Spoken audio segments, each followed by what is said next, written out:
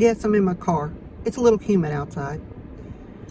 Acts chapter 5 talks about the story of Ananias and Sapphira. And I'll just think Sapphira is the most prettiest name, but I associate it with what happened to her. So I won't name any pets or children after her, for, So anyway, Ananias and Sapphira were this couple that sold some property. And they kept some of the money for themselves. But when they brought the money that they were going to give to the church, they made it like they were donating all that money that property was for. They were basically stealing from the Lord, because they said they were giving all of it to the Lord. So they presented the money, but separately. They came separately. Ananias came first, and he presented the money to Peter. And Peter's like, okay,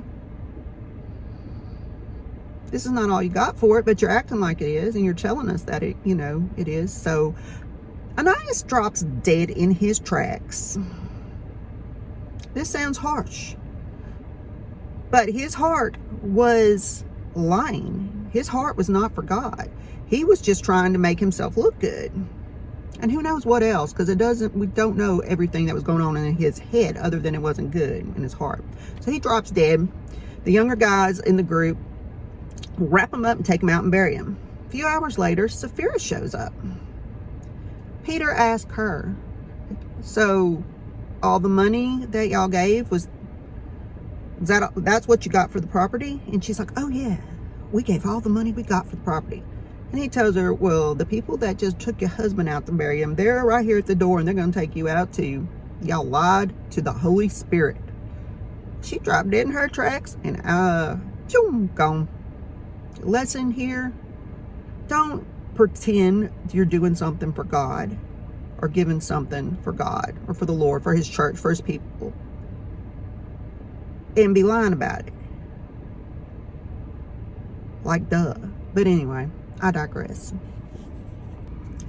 So once everyone started hearing the story about Ananias and Sapphira, like they say, great fear fell upon them, like great awe, like, oh my gosh, this is for real.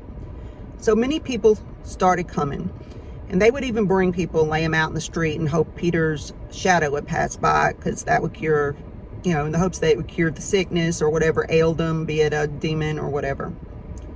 So belief grew among, and the church was spreading due to the faith of the apostles and the things going on. So naturally, the Sanhedrin high priest people did not like this. So they had Peter and John, the apostles, arrested again.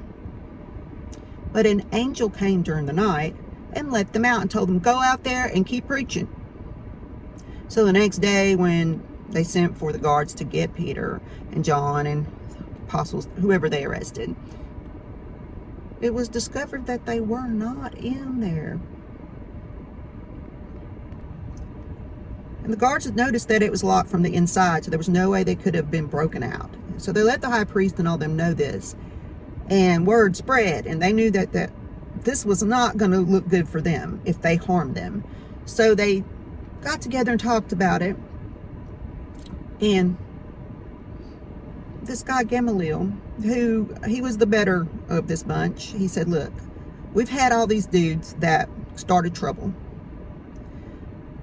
Several different guys that claimed to be prophets or different teachings, and they were killed and their followers were dispersed and nothing came of it.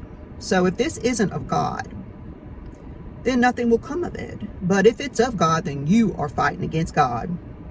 So this made them think, let's just leave this alone for a while. So they go back out and they say, don't preach in this name anymore. And then they beat the smack out of them and let them go. And Peter and John were like, oh man, we just suffered for the Lord. They were happy about it. And they kept on preaching. It did not stop them.